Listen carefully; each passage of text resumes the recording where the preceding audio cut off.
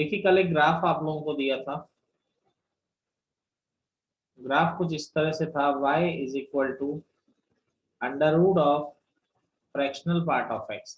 Just for fractional part x बच्चे अच्छी तरह समझ सकें इसलिए देखिए फ्रैक्शनल पार्ट ऑफ x क्या होता है आपका, x minus of greatest integer of x। Fractional part आपका ये होता है। अब देखिए ग्राफ बनाने के लिए तो यहाँ पर मैं प्लॉट करने की कोशिश करूंगा इसको, तो ये x हो गया और ये आपका y हो गया। तो देखिए ये 0, ये 1, ये 2, ये 3, ये -1, ये -2।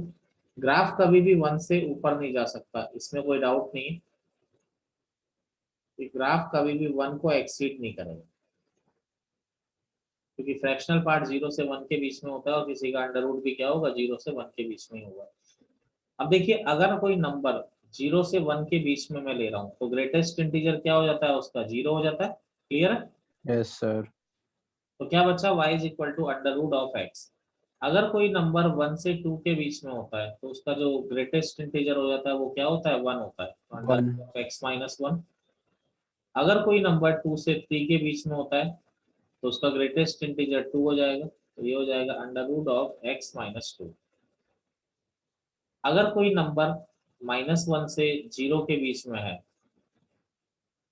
तो हमें ग्रेटेस्ट इंटीजर की चेंजिंग देखनी है। ये अगर -1 से 0 के बीच में तो ये क्या हो जाएगा, -1, तो ये क्या हो जाएगा x+1।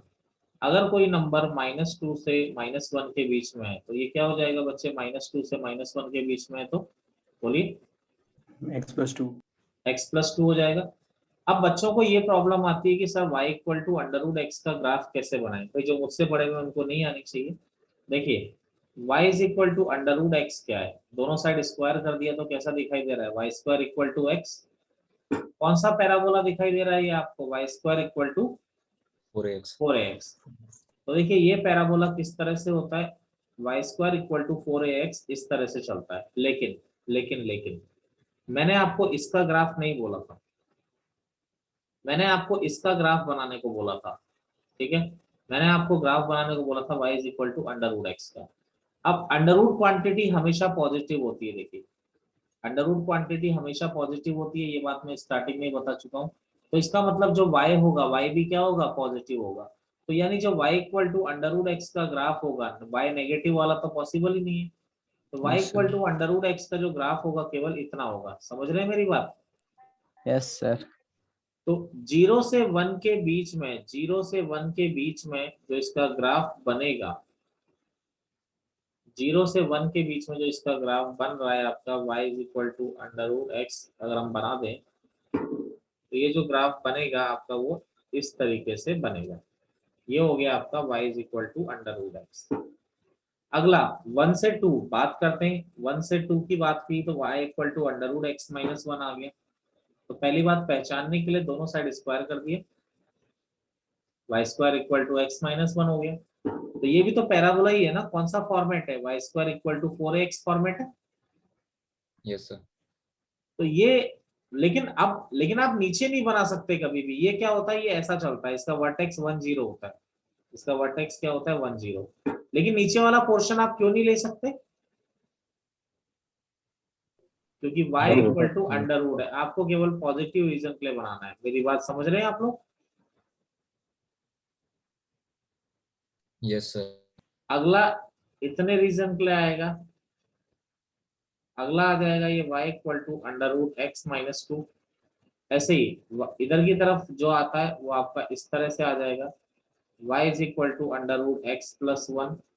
और इधर वाला जो आ जाएगा वो इस तरह से आ जाएगा, ये आ जाएगा y equal to under root x+2। समझ पा रहे हैं मेरी बात आप लोग? Yes sir. सर नोट करिए। लास्ट फंक्शन है हमारा लॉगरिथमिक फंक्शन। बहुत ज्यादा यूज आएगा इसका, अगेन मैं बार बार एक शब्द को यूज करता हूँ, बहुत ज्यादा यूज आएगा, ध्यान दीजिएगा। लॉग फंक्शन क्या होता है, लॉग बेस ए एक्स, लॉग एक्स बेस ए। देखिए इसको हम लोग कहते हैं बेस, ये नीचे वाला हर लॉग के पास बेस होता है। और इसको कहते हैं एक्सपोनेंट। कई लोग नहीं भी कहते तो ठीक है, उससे कोई फर्क नहीं पड़ता। ठीक है, ये आपका एक्सपोनेंट। अब सबसे पहली चीज तो लॉग एग्जिस्ट कब करता है? लॉग एग्जिस्ट करता है बेस पॉजिटिव होना चाहिए, बेस आपका 1 नहीं होना चाहिए, और एक्सपोनेंट क्या होना चाहिए? Always positive. दोबारा रिपीट कर रहा हूँ, बेस पॉजिटिव होना चाहिए, बेस 1 नहीं होना चाहिए, और एक्सपोनेंट क्या होना चाहिए? आपका पॉजिटिव होना चाहिए। अब अगर हम यहाँ पर बात करते हैं तो सबसे पहली चीज, कभी कभी ऐसा भी लिखा आता है l n x. What is l n x? L n x का मतलब भी लॉग एक्स ही होता है। ठीक है, एल एन एक्स का मतलब भी लॉग। पढ़ते कैसे? ये n for natural, log at natural base. Natural base क्या होता है? नेचुरल बेस होता है आपका ई बेस। ठीक है, ई एक इरेशनल नंबर होता है, 2.71 इसकी वैल्यू होती है। तो एल एन एक्स कभी आए तो डरना नहीं है, लॉग एक्स ही होता है, उसका बेस ई होता है। ठीक है, अब लॉग का बेस ई होगा तभी आप उसका इंटीग्रेशन कर सकते हैं। यानी हमें मैथ्स में नेचुरल बेस की जरूरत होती है, केमिस्ट्री में 10 बेस पे टेबल दी जाती है, मैथ्स में लेकिन अगर बेस नहीं दे रखा है तो आप उसका नेचुरल बेस मान के चलिए। ठीक है, तो आप देखिए आगे चलते हैं हम लोग, लॉग की कुछ प्रॉपर्टीज देखें। तो देखिए कभी ऐसा आ जाए लॉग ए इंटू बी इंटू सी इंटू डी, लॉग में 4 मल्टीप्लाई में आ रहे हैं, तो आप उसको क्या लिख सकते हैं? Log a plus log b plus log c plus का लॉग डी। ठीक है, बेस सेम ही रहेगा तभी। अब जैसे कहीं लिखा हुआ है से लॉग 3 आपका 10 आ गया। आप इसको थोड़ा सिंप्लीफाई करना चाहें तो 10 को अगर हम 2 इंटू 5 लिख लें तो इस प्रॉपर्टी से हम खोल सकते हैं लॉग 2 प्लस लॉग 5। बेस उसका 3 ही रहेगा, बेस में कोई चेंजेस नहीं होगी। जब बेस सेम होता है तभी कोई प्रॉपर्टी लगेगी। अगला जैसे लॉग ए अपॉन बी, लॉग ए अपॉन बी होता है आपका लॉग ए माइनस लॉग बी। अगर मल्टीप्लाई में होता है तो प्लस होता है, अगर डिवाइड में होता है तो माइनस होता है। जैसे कहीं लिखा हुआ है लॉग, मान लीजिए 3 5/2, अगर आप इसको ओपन करना चाहें तो बेस तो 3 है ही, कोई दिक्कत ही नहीं है, तो लॉग 5 माइनस लॉग 2, बेस 3 ही रहेगा, उसमें कुछ नहीं करना है आपको। तीसरी प्रॉपर्टी, जब भी बेस और एक्सपोनेंट सेम होता है लॉग का वैल्यू 1 हो जाता है। देखिए केमिस्ट्री वाले कभी कभी कहते हैं कि log 10 1 होता है, ऐसा कुछ नहीं है। log 10 जब भी 1 होता है जब उसका बेस भी 10 होता है। ठीक है, तो डायरेक्टली आपको याद करवाते हैं। एक्चुअली केमिस्ट्री में क्या चलता है, जो टेबल चलती है वो 10 बेस पर ली जाती है। ठीक है, इसीलिए log 10 का वैल्यू 1 होता है। यानी कोई अगर बोलता है log 2 2 तो 1 है बच्चे, log 3 3 तो 1 है। ठीक है, ऑलवेज याद रखिए, नोट करिए इतना। देखिए फोर्थ प्रॉपर्टी होती है हमारी, log 1 का वैल्यू क्या होता है आपका? 0 होता है। ठीक है, log 1 हमेशा 0 होता है, चाहे बेस कुछ भी हो। कुछ भी होने का मतलब, कुछ भी होने का मतलब भाई बेस पॉजिटिव तो होना चाहिए, 1 भी नहीं होना चाहिए, और एक्सपोनेंट जो होना चाहिए पॉजिटिव। यानी बेस ऐसा ना हो कि नेगेटिव हो जाए, वो भी नहीं होगा। ठीक है, तो जैसे log 2 1 आपका 0 होगा, log 10 1 log 1 आपका 0 होगा, यानी बेस कुछ भी हो। अगला देखिए, जैसे a की पावर p आ रही है, log a की पावर p, तो एक्सपोनेंट की कोई पावर आती है, छोटी क्लासेस में बड़ा पढ़ाते हैं, एक्सपोनेंट की कोई पावर आती है तो पावर आगे आके मल्टीप्लाई हो जाती है, p log a। ये हमेशा याद रखने वाली चीजें भैया, इनको कोई छुपाने वाली बातें नहीं है। अब देखिए जैसे कहीं लिखा हुआ है log 2 32, तो देखिए 32 क्या होता है? 2 की पावर 5 होता है, तो 5 आगे मल्टीप्लाई हो जाएगा, 5 log 2 2। log 2 2 क्या होता है आपका? 1, तो आंसर क्या हो गया आपका? 5 आपका आंसर हो गया। ऐसे ही अगर बेस की कोई पावर होती है, ठीक है, बेस की कोई पावर होती है तो वो क्या होती है? डिवाइड में आती है। मैं दोबारा रिपीट कर रहा हूँ, एक्सपोनेंट की पावर मल्टीप्लाई में आती है, बेस की पावर, बेस में कोई अगर पावर है तो वो डिवाइड में आएगी। जैसे कहीं लिखा हुआ है log 81 और 9, सॉरी 81 3, तो 81 कितना होता है, 3 की पावर 4 और ऊपर 3 चल रहा है, तो ये 4 आपका नीचे आ जाएगा, 1/4 log 3 तो 1/4 log 3 1 हो जाता है, तो आंसर क्या आ जाएगा आपका, 1/4 आपका क्या आ जाएगा, आंसर आ जाएगा। देखिए 7 प्रॉपर्टी की अगर हम बात करते हैं, तो अगर दोनों के ऊपर एक साथ पावर आ जाए, अगर दोनों के ऊपर एक साथ पावर आ जाए, तो ऊपर की पावर मल्टीप्लाई, जो पावर अपना काम करती है वो अपना काम करेगी, ऊपर की पावर मल्टीप्लाई होती है, नीचे की पावर डिवाइड होती है, क्या हो जाएगा, P/Q log A। यानी कि जैसे log आपका आ गया 64 और ये 32, तो 64 होता है 2 की पावर 6 और ये होता है 2 की पावर 5, तो ऊपर की पावर मल्टीप्लाई हो जाएगी, नीचे की पावर डिवाइड हो जाएगी, log 2 देखिए 5/6, बेस और एक्सपोनेंट सेम हो गए, वैल्यू 1 हो गई, आंसर क्या हो गया, 5/6 आपका आंसर आ गया। नोट करिए 3 4 और बाकी। देखिए अगली प्रॉपर्टी 8 प्रॉपर्टी है, यहाँ पर बेस ए है, एक्सपोनेंट बी है, अगर इसका रेसिप्रोकल कर दिया जाए, रेसिप्रोकल करने पर क्या होता है, ये दोनों अपनी पोजीशन को इंटरचेंज कर लेते हैं, ये बेस एक्सपोनेंट की जगह आ जाता है, एक्सपोनेंट बेस की जगह, यानी जैसे अगर log 2 5 लिखा हुआ है, तो अगर ये रेसिप्रोकल होगा तो क्या हो जाएगा, 5 2 हो जाएगा, यानी कहीं पर अगर लिखा हुआ है 1/log E7 लिखा हुआ है, तो बेटा इसको रेसिप्रोकल करोगे तो क्या हो जाएगा, 7E। अगला 9th प्रॉपर्टी, 9th प्रॉपर्टी है ये log AB, जैसे ये लिखा हुआ है, तो इसको आप लिख सकते हैं log B/log A, क्या लिख सकते हैं इसको, अभी ये बेस है और ये एक्सपोनेंट है, आप इसको log B/log A लिख सकते हैं, यानी दोनों एक्सपोनेंट बन गए। लेकिन बात आती है अब इनका बेस क्या होगा, बेस आपकी मर्जी पड़े जो ले लो, पर जो भी लोगे ना उसको सेम लेना, दोनों में जो भी लॉग बेस लोगे उसको सेम लेना, जैसे log 3 2 है, तो इसको मैं लिख सकता हूँ log 2/log 3, अब बेस जो भी लेना है सेम लेना है, जैसे मैंने 5 ले लिया तो भी करेक्ट है, कोई गलत नहीं कर सकता। ये 9th प्रॉपर्टी हो गई। 10th प्रॉपर्टी थोड़ी इंपॉर्टेंट है, इसको अगर आप समझे तो पहले मैं एक दो क्वेश्चन के उससे समझाता हूँ। जैसे log 2 base x equal to लिखा हुआ है 5, जैसे हमें x निकालना है, यहाँ पर log, अब x निकालना है मतलब यहाँ से log हटाना है, log हटाने को क्या कहते हैं कि एंटी लॉग ले रहे हैं आप दोनों side, take anti log both side.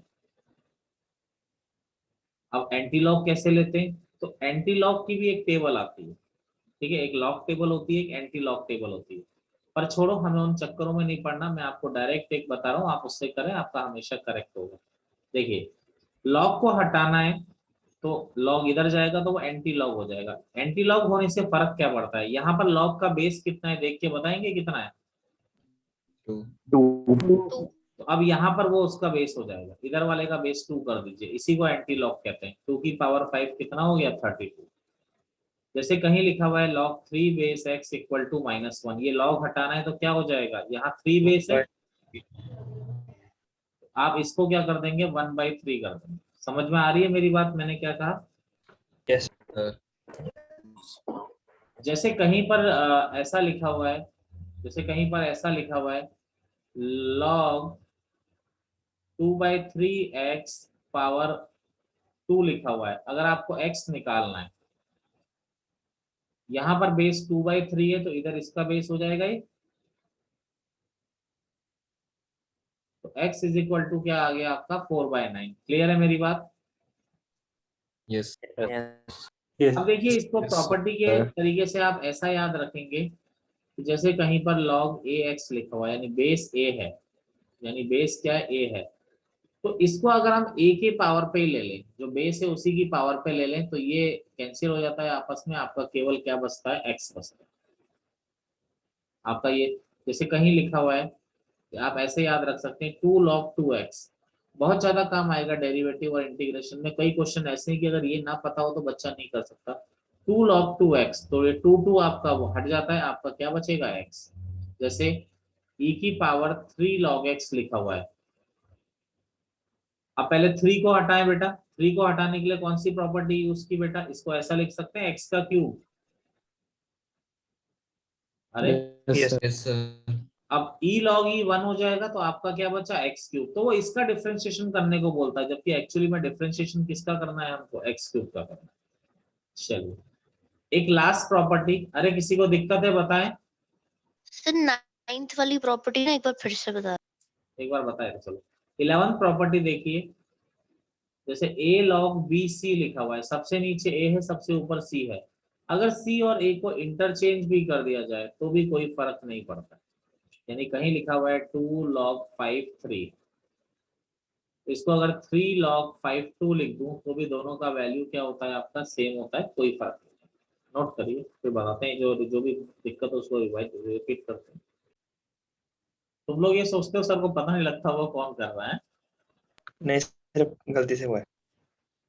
चलो अब देखिए यहाँ पर अगर हम लोग बात करते हैं अब इसमें, तो एक ही पावर लॉग, जैसे एक क्वेश्चन मैं आपको करा देता हूँ, a log bx, तो a जैसे 0.2 है और b आपको दिया हुआ है √5, ये IIT में बहुत पहले आया था, और ये दिया हुआ है 1/4 plus 1/8 plus 1/16 plus dash dash up to infinity. जैसे a 0.2 दिया हुआ है, b √5। कभी कभी सिंगल लॉग पे क्वेश्चन आता है, मैं तो कहता हूँ अच्छी बात है लॉग पे क्वेश्चन आए तो, क्योंकि ठीक ही रहता है। अब देखिए सबसे पहले x को ध्यान देते हैं, तो x जो दिखाई दे रहा है 1/4 प्लस 1/8 प्लस 1/16, ये एक इनफाइनाइट जीपी सुनाई दे रहा है मुझे। Yes, sir.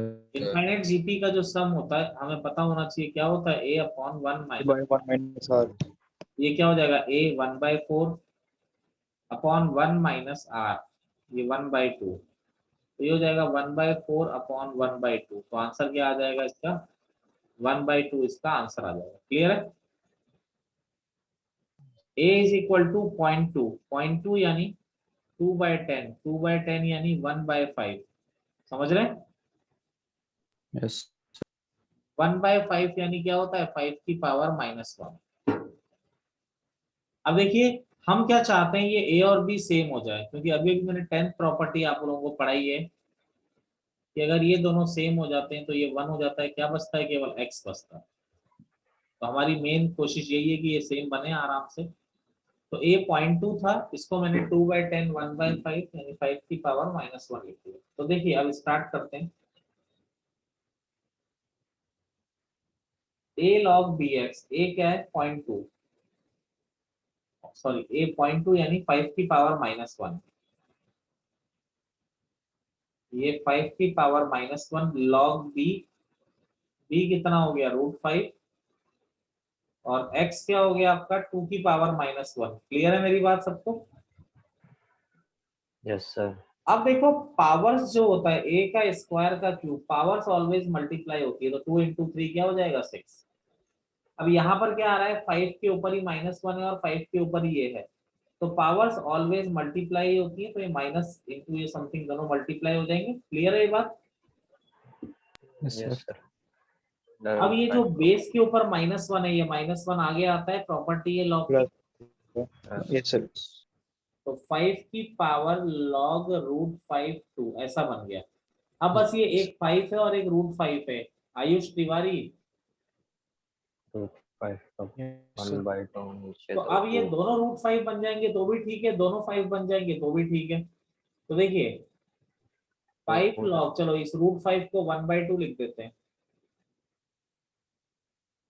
अब बेटा बेस की पावर होती है, क्या होता है उसमें जरा याद दिलाओ, बेस की पावर डिवाइड में आती है। 1/2. Yes, sir. तो 5 की पावर ये 2 log 5 2 ऐसा हो जाएगा। अब 5 की पावर log 5 2, बेटा जी ये जो 2 है क्या इसको ऊपर ले जा सकते हो। yes sir। Yes sir. चलिए क्या आ गया, 5 log 5 2 का स्क्वायर हो गया 4, ये 5 5 सेम हो गया तो ये हट जाएगा, आंसर क्या आ जाएगा आपका 4।